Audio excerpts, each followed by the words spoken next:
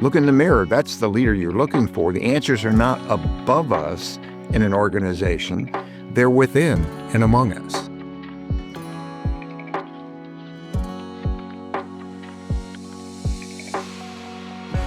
This is Mayo Clinic on Human Optimization, a podcast where we break down the science of human potential to help you understand how purpose-driven effort leads to high-level performance and long-term well-being. I'm Dr. Christopher Camp, Director of High Performance for the Minnesota Twins and a sports medicine surgeon with Mayo Clinic. Just because somebody has a title that sounds authoritative, that doesn't mean that they're actually a leader. And on the other hand, you don't have to be the CEO in order to lead others. So what does it take to truly inspire those around you to action? Our expert guest today is Dr. Thom Mayer. Dr. Mayer is medical director for the National Football League Players Association and a clinical professor of emergency medicine at George Washington University. On September 11, 2001, Dr. Mayer served as one of the command physicians at the Pentagon Rescue Operation. He's the author of the book, Leadership is Worthless, but Leading is Priceless. And he's here today to answer our three big questions. The first big question we have for him today is, what is the true distinction between being in charge and being a leader, and why is that distinction important? Our second big question, why do so many people struggle to make the leap from being boss to being a leader, and where do they typically fail? And then our third big question, how can we stop merely managing and start leading regardless of our title? Well, Thom, thank you so much for joining us here on the show. We really appreciate having you. Oh, are you kidding? I've been looking forward to it. It's an honor. So I think starting with some definitions would be helpful. So can you define both of those for us? So first, how do you define being in charge? And then contrast that with being a leader. Well, being in charge specifies a location, and that's all it specifies.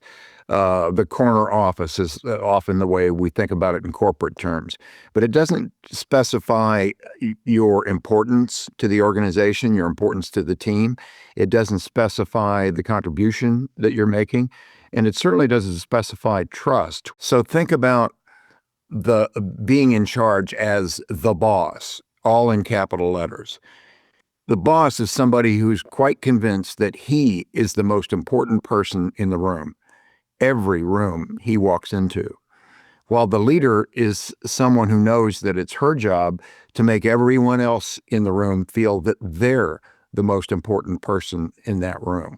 So it's more a sense of a behavioral state, a way of saying what the influence is that the leader has versus the boss. And my point to whenever I talk or coach or do consults is don't be the boss, be the leader. Why is it that you think in our society that we tend to conflate rank or position with leadership?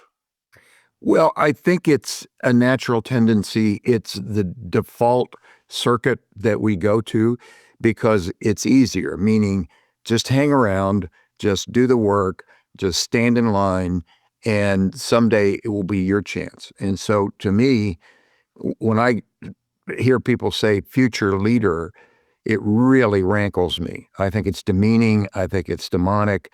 I think it's incredibly silly to talk to people about future leaders. The reason is we're all leaders all the time. Yeah, I agree. And oftentimes when I talk with our medical students or our residents, I try to get all of them to see that they are leaders and they are all going to be leaders. I think we often have this thought that in the medical world, unless you want to be the department chair, the hospital CEO, or president of a society, that you're not really a leader. But in reality, every single one of us is leading every single day. Look in the mirror. That's the leader you're looking for. The answers are not above us in an organization. They're within and among us. And another term I want to get a little clarification on is the term of a manager. So, we talked about being the boss or being in charge. We talked about being a leader, but there's also this concept of being a manager. So somebody who has to oversee and execute and make sure certain tasks get done. Is that the same thing as a leader, or is that different in your mind as well? Completely different, and here's why. And John Cotter at Harvard did a lot of good work on this, which is what's the role of a manager? A manager is to keep the current system functioning well, according to metrics, according to strategic plans, according to tactical plans. Whereas the leader's job is to envision a new future, to innovate. Often in our organizations, we have to be able to toggle back and forth between managing, keeping a current system functioning. And why do we do that? Because it adds value. If it doesn't add value, we have to change the system. That means if it either adds value or it causes waste, one of the two. If it causes waste, now I got to toggle into my leadership, my envisioning, my motivating, my ability to help others see why we need to move from where we are to some other place. So I think both skills are necessary, but understanding that they're different and understanding in the moment, what am I doing and which skills do I need to manage, keep the current system functioning, versus lead, meaning think, act, and innovate in a radically different way. That's great. So I think hopefully it's fair to say somebody needs to be the manager. Somebody has to do the job of keeping things functioning and keeping them moving forward.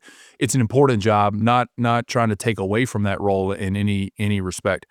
Hopefully the person who is the manager is also a leader, but everybody else who's not a manager can be a leader. 100%. And a simple example from your sphere of influence. When you look at the OR supervisor, she is managing the whole playing field.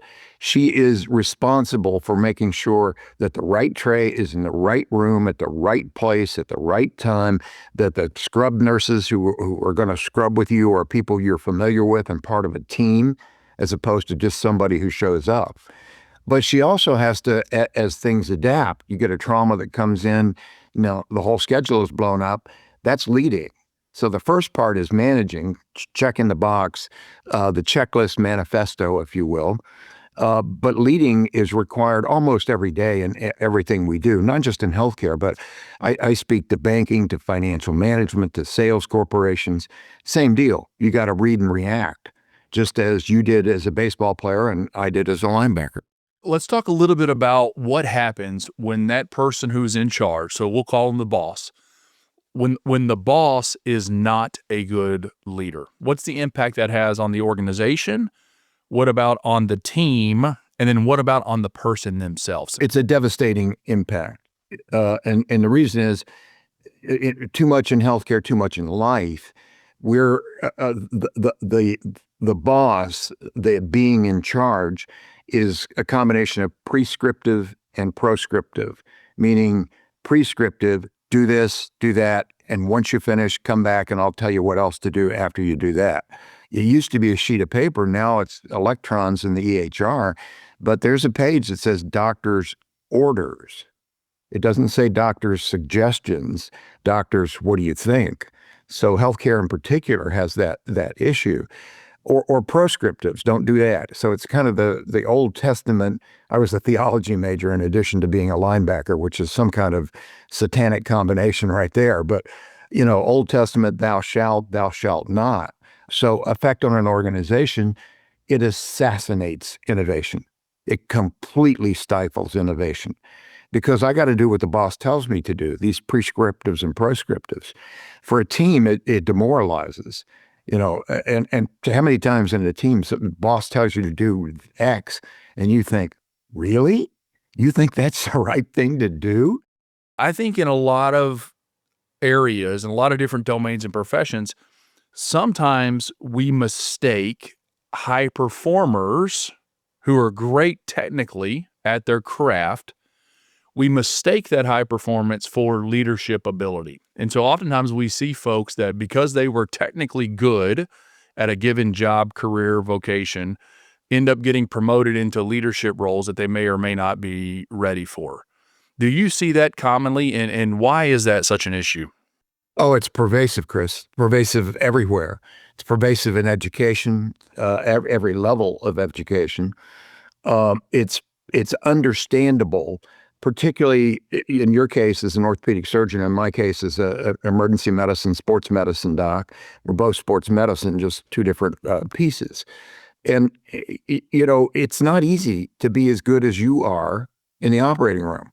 It's not easy for me to be as good as I am at resuscitating a patient, or more importantly, figuring out the subtle gestalt, not of a cardiac arrest, but of a patient who has chronic pain or chronic problems.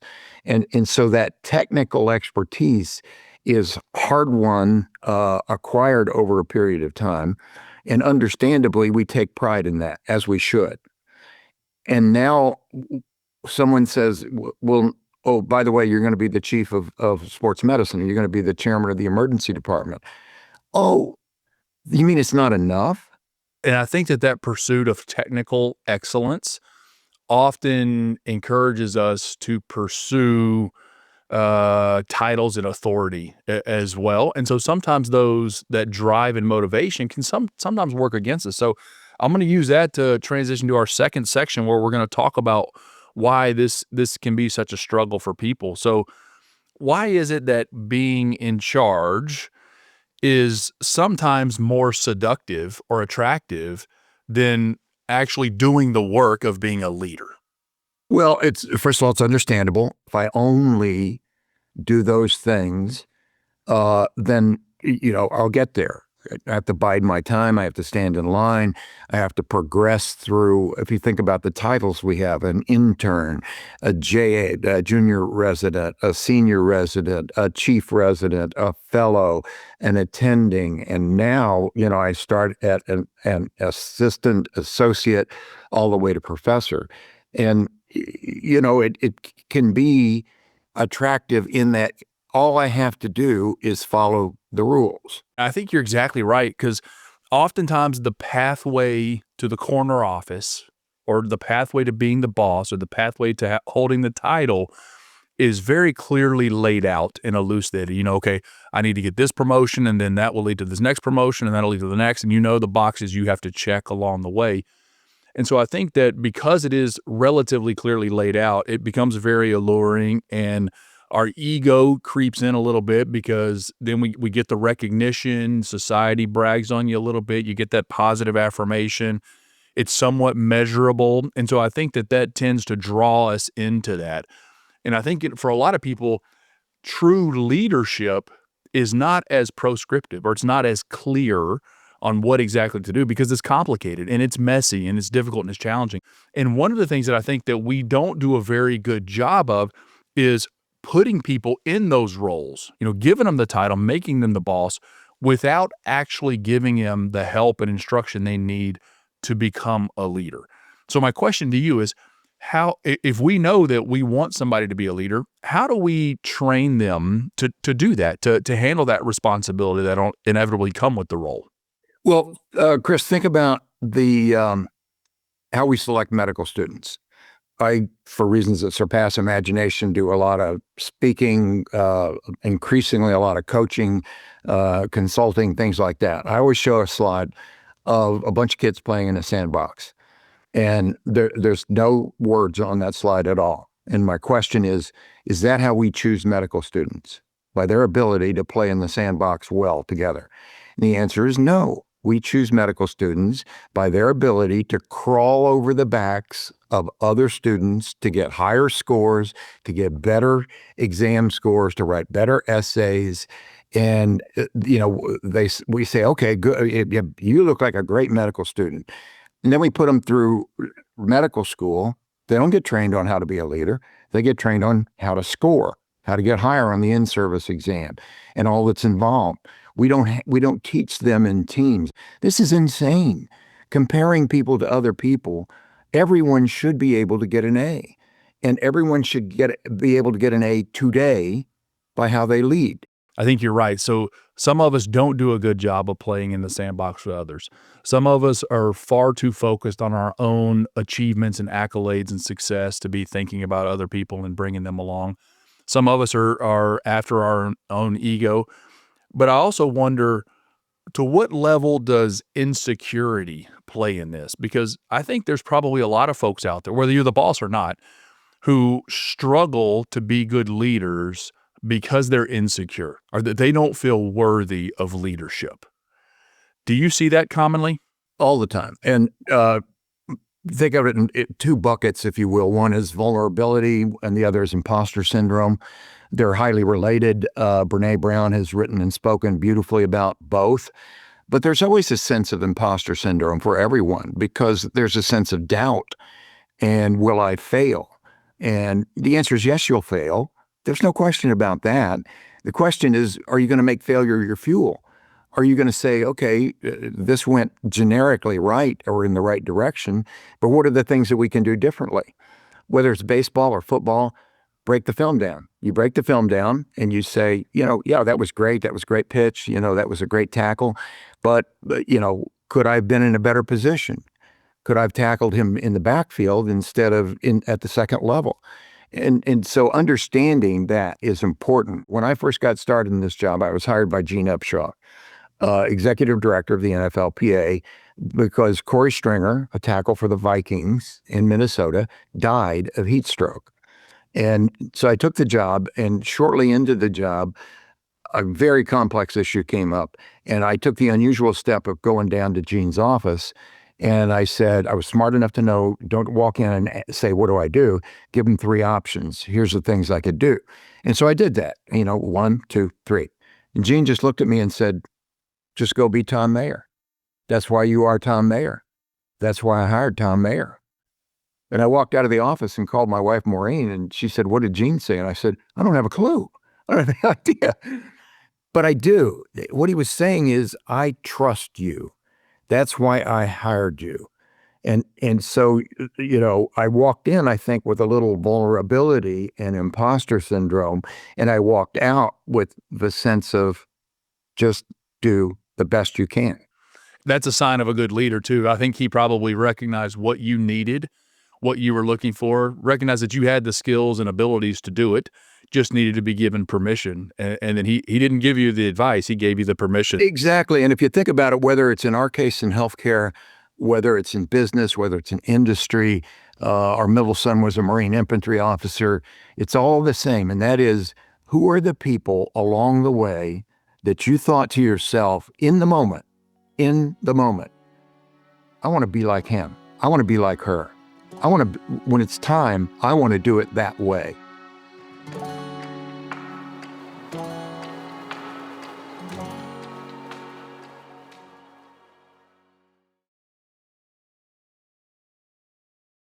I'd like to, jump into our third section now where we can tell people how they can start doing that in their everyday life.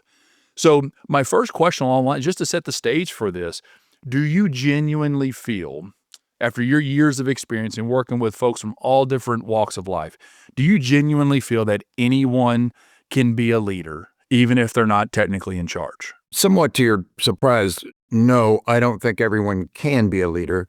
I think everyone already is a leader. And understanding that is critical, absolutely critical, because it goes to that future leader someday versus today. I am leading. I'm leading my part of what I do. So that's when I say, don't aspire to be a leader, embrace the fact you are, and then inspire others to understand you're already there. It's not a future state, it's a present state. Perfect. It's not about earning the title, it's about refining the one that you already have. So everybody needs to see themselves as leaders and then make the effort to improve it. And I would argue that it doesn't matter how good or bad you are at it, there's always room for improvement, and that every bit of improvement is helpful. And ultimately, I think leadership really comes down to a correct mindset. So your mind has to be in the right place, and you have to understand things mentally, but then you also have to do the actual behaviors or actions of a leader. So it's sort of both mindset and behaviors. In your opinion, if we want to get better at this, where do we start? Do I need to start fixing my mindset, or I need to start fixing my behaviors? Well, it's like all things important. It's a dynamic tension between mindset and behaviors. And so, it's critical to think of leading as important because it's actions. It's what you do. People say to me, hey, I come on site and they want me to help them. And they say, here's our culture, here's our mission, vision, and values, here's our organizational chart. My answer is, you know what? That's fine. Appreciate it. Am I going to read it? Not before I get there. what I'm going to do is watch. You give me about 15, 20 minutes. I'll tell you what your culture is. I'll tell you what your org chart is. I'll tell you who the influencers are in that organization because I see it. And what I mean by that is culture is what we were, Aristotle said this, centuries ago, thousands of years ago. We are what we repeatedly do. Excellence is not a virtue, it's a habit. So we're creating a culture every single day. Our culture, our team's culture, our organization's culture. Now that requires a mindset to say, when it's my turn, and today it will be my turn to be a leader, to create a culture, to help people along the way, and to show them that my job is not just to make the patients' lives better, but to make their lives and their work easier in the course of having done that. Yeah, absolutely. All right. So now I'd like to take this and put it into some real like practical, actionable steps for people. And maybe why don't we start with folks that are, we'll say, leading from the middle or leading up the chain of command or however you want to phrase it. So this is somebody who maybe you don't have the title. You're not the CEO, which is okay, but you're a regular leader like the rest of us. What steps can that individual start to take to improve on their leadership journey? And I'm going to start at actually one you've already said is step one is really recognizing that you are a leader, because I think a lot of people haven't made that leap yet. So I'm going to say step one is you recognize that you are that leader. And then after that, what comes next in your mind? Second is actually a bit of a proscriptive, and that is to recognize the terrible toxicity of "I'm just," because it demeans yourself and it demeans others. I think when you say I'm just an emergency physician, I'm just an orthopedic surgeon, or I'm just a nurse. So let that fall away and say that's just not going to help me in any way, shape, or form. Understand that you and everyone around you is an innovation entrepreneur. And so, wait a minute, I'm an employee of an organization, a large Mayo Clinic, or wherever it is that you work. No, you're an innovation entrepreneur because you're doing your job, but at the same time, you're making patients' lives easier, other people's lives work easier, but you're also seeing how could this be changed? How could we innovate to do it better? And innovation in the best organizations, including yours, I've been there at all three campuses, doesn't come from the C-suite. It comes from the we-suite. It comes from the people who do the work, because the people who do the work know what works and what doesn't work. So understanding that, you say lead in the middle, I get it, I understand that term. No one's ever in the middle. You're at the top of your game today, doing your part of what the organization is doing. And part of that is identifying stupid stuff and inventing smart stuff as you move along. And understanding that excellence is everywhere, but so is failure. So seeing how people interact, a subtle way that you talk to people, a subtle way that someone interacted. Does the doctor come in the room and they have their arms crossed and stand at the foot of the bed? Or do they walk to the head of the bed, sit down, and establish physical contact with open arms, open body language? So it's everywhere. It's the ability to be an astute observer of excellence is critical to being a leader. That's an amazing list. So I was sort of taking notes as we did it. I'll run through it again at the end. But you gave us a whole host of, I think, helpful tips and tricks there on things we can actually start doing to improve. One of the things that I think is important is recognizing, we talked about this at the outset, is that leadership is a journey. It's not a destination. You never get to the end and say, I did it, I made it, I arrived, I'm a leader, I'm finished, I don't have to work on it anymore. So I think a lot of this requires us to continuously sharpen the saw, which on one hand, I think is encouraging and forgiving, because that tells you you're not going to get it right all the time, just keep improving. But on the other hand, for some folks, that might seem a little exhausting to think, oh, I got to keep doing this forever. So how do you approach that sort of concept of continual improvement and continual striving towards betterment as a leader? Yeah, so stick with me. I'm going to start with a broad concept, and that is Bob Waldinger, Tyler Vanderweel, and a couple others and I are working on a paper that talks about the difference between lifespan how long you live. It's pretty clear. You were born, you pass away. Health span, how relatively healthy you remain during the course of that lifespan. But the missing piece in life these days is joy span, your ability to feel joy in what you do. And so, as you say, do I have to keep doing it? The answer is yes, the discipline of joy, the discipline of taking pleasure in helping others. Again, whether that's a highly technical procedure that you do, repairing a rotator cuff, for example, or in my case, it could be a resuscitation, or it could just be making a diagnosis that no one particularly saw. And seeing the joy in that and how that sustains us. At the same time, a dynamic tension between loving what we do and yet creating something better, finding different ways to say, oh, we could do this a little different. We could do that a little different. And that's not only going to be easier for me, it's going to be easier for other of our colleagues, and it's going to be better for the patient in the long run. So the ability to see that and take delight, to take joy in what we are doing, while at the same time creating others. That's the difference, I think, between Aristotelian eudaimonic joy, the joy of seeing your child, the joy of seeing a sunrise, a flower, an eagle soaring overhead, in our case, grizzly bears in our backyard. But there's also generative joy, creating joy in others. And that's where I think it ties to that deep joy, deep need. How do I have generative joy in pursuing what for me was the joy I sought to have in the first place? Does that make sense?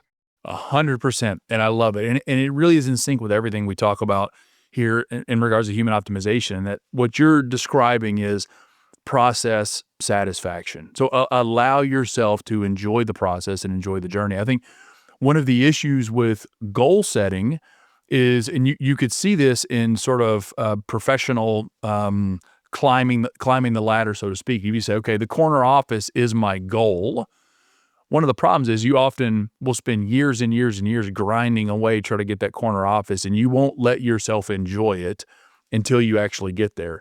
And the problem is you're sort of making a deal with your future self, saying, all right, I'm going to get there in 10 years, and that version of myself is really going to enjoy that. But you actually don't know the you that's going to exist in 10 years. And so you're almost making a promise with a stranger that you don't know or haven't met yet. And so I think it forces us to delay our gratification. We set ourselves up for things that we may or may not even enjoy when we get to that time. So instead, I agree. I think we're much better off focusing on the process of getting better, of improving, and watching the impact that we can have on a day-to-day basis. All right, I've got one final question for you before we wrap up here. I think sometimes it can be hard for us to recognize leadership in the moment when we're actually doing it. It's often you don't see it until you reflect back and think, oh, that was great leadership, either that I gave or received. Do you have anything that people can use where they can sort of check themselves and say, all right, wait, in this moment right now, am I just being in charge, or am I actually being a leader? How can I be reflective of myself in this very moment to know which of the two I'm doing? Well, fortunately, the training I had was hugely helpful. And the reason is I was a linebacker, read and react, constantly seeing what's happening. And, I can call whatever play we have. We may be in, are we in cover one, cover two? But all it takes is a snap of the ball, and all of a sudden you got to react and you got to adapt to that. The same is true in theology and life. So becoming an astute observer of others, astute observers of sometimes subtle inflection points and how someone reacts, body language, tone of voice. We've all been explaining things to patients, and we realize, I don't know what I'm saying, but it's not getting through. The skills of active listening, having someone repeat back what you said to them. So watching in the moment, so you have a sense of, am I connecting, and am I connecting in a way that helps people? As you know, every patient comes into your office and to my waiting room in the emergency department carrying their own private concierge medicine physician, whose name is Dr. Chat GPT. And they've already looked up everything that they thought. Well, how do we react to that? Do we say, well, where did ChatGPT go to medical school? What residency did he do? Or do we say, well, this is great. Tell me what you've learned so far. Let's sit down and talk about this. And so seeing those things, being an observer, read to lead. And what do you read? You read the lives of great men and great women. How did they decide? What did they do? What did they face? How did they make their decisions? How did they make other people feel? Keep a list mentally, but then also write it down of inspirational leaders. Why? What did they do? What did they say? How did they do it? How did they make you feel? But conversely, keep a list of not so great leaders. Why? What did they say? What did they do? Was it tone of voice? Was it body language? Did they make you feel demeaned, or did they make you feel better? Did they constrain you, or did they liberate hope? Because the final goal of every leader is to create hope in a world that's very confusing for a lot of different reasons these days. But a coach, as you know, is not going to tell you to be prescriptive. They're not going to be declarative. If they're very good, they're interrogative. They're asking questions. And what else? And why did you think that? Why did you choose that? What other options did you have? As opposed to, oh, you shouldn't have done that. You should have done this. That's not coaching. And I think you have to recognize there's a lot of different ways to do this, a lot of different ways to get better at it. Figure out what works for you. You're right. You got to be introspective, see what clicks with you, connects with you, and then just keep going. Enjoy the process. From my notes here, I wrote down different definitions. So being in charge, that's a location, a title, a rank, or a position. It doesn't tell you anything about your importance, the trust you've built, or the contribution you're actually making. On the other hand, being a leader is someone who makes people feel like they're the most important person in the room. It's focused on others, and we are all leaders at all times, regardless of what your title is. We also talked about what a manager is. So a manager is the person that keeps things functioning. You need one. They're great people. We need to have them. Doesn't always mean that they're leaders, but they absolutely can be and should try to be both. We talked about some reasons of why we tend to be bad leaders. Some of the biggest mistakes that we make is we don't play well with others in the sandbox. We're often focused on our own ego. We're chasing the wrong metrics. We don't know that we are leaders. I think that's a common mistake. Or we may have too much insecurity. We may not feel worthy to the task. But I like that your point, and when we talked about the steps of how to get better, we said point number one is recognizing, number one, that I am a leader. So everybody has to believe in that themselves. And then your other steps, number two, recognize the toxicity of the phrase, I'm just ... whatever it is. So don't reduce yourself to that. The third step, we're all innovation entrepreneurs. So there are people all around us. The people that actually do the work are the ones that can actually move things forward. Fourth step, you talked about how there's excellence and failure all around us every day, and we're the ones who can help other people see the excellence in themselves and continue to focus on this. And then the last thing I wrote in all caps, enjoy the process. Leadership is definitely a process. You got to enjoy it. So now I'm going to give the challenge or call to action. We always like to end with the challenge to the audience. And so this one's going to have a few levels. So I think number one is obviously people need to recognize that they are leaders. That's step one that you gave us.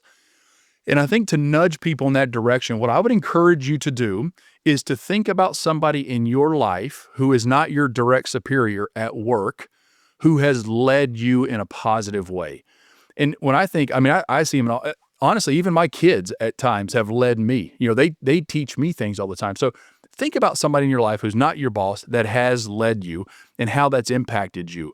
And I think I'm going to challenge you to go tell that person that you appreciate them leading you or teaching you in that way. Because I think if you do that, you will not only help them recognize that they are a leader, but that act will then help you realize that you are a leader as well. So I think that's a win-win. Thom, thank you so much for joining us. This has been an excellent discussion. I really appreciated having you on. It's been an honor. I appreciate it. I'm in the praise from Caesar, as they say. Thank you, Chris. Thank you. If you like this episode, please share it with a friend and leave us a review on your podcast app. It really helps others find the show. Got feedback, a question, or a topic idea? Email us at optimize@mayo.edu or leave us a voicemail at 507-538-6272. We might even feature your voice on the show. For more human optimization episodes and resources, check us out online at ce.mayo.edu/optimize. Remember, long-term well-being starts with the habits you build today. Live intentionally, perform exceptionally. I'm Dr. Christopher Camp. Thanks for listening.